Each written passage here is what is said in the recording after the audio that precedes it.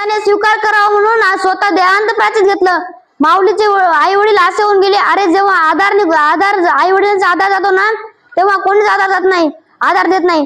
माऊली जेव्हा मधुकरी मागा जायचे तेव्हा दारा खिडक्या लावून घ्यायचे आणि घराला स्पर्श केलं की घर वाट लावण्याचे आणि घरा समोरून गेलं की गोमूत्र शिपडायचे आणि इंद्रायणीला पाणी घ्यायला गेलं तर इंद्रायणी बाटली उन्हायचे.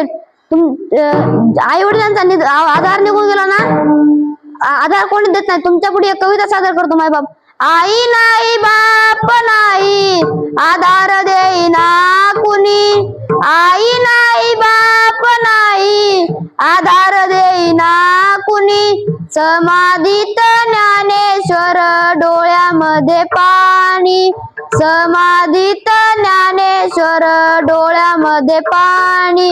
देवाच्या गावामध्ये न्याय देईना कुणी, देवाच्या गावामध्ये न्याय देईना कुणी. समाधीत ज्ञानेश्वर डोळ्यामध्ये पाणी, समाधीत ज्ञानेश्वर डोळ्यामध्ये पाणी.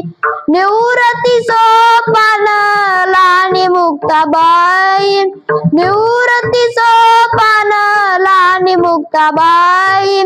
समाधीत ज्ञानेश्वर डोळ्यामध्ये पाणी, समाधीत ज्ञानेश्वर डोळ्यामध्ये पाणी. ताटी उघडा ज्ञानदेवा शब्द आले कानी, ताटी उघडा ज्ञानदेवा शब्द आले कानी. समाधीत ज्ञानेश्वर डोळ्यामध्ये पाणी, समाधीत ज्ञानेश्वर डोळ्यामध्ये पाणी. आई नाही बाप नाही आधार देईना कुणी, आई नाही बाप नाही आधार देईना कुणी. समाधीत ज्ञानेश्वर डोळ्यामध्ये पाणी, समाधीत ज्ञानेश्वर डोळ्यामध्ये पाणी. आई वडिलांचा आधार निघून गेला ना माय बाप, कोणीच आधार देत नाही.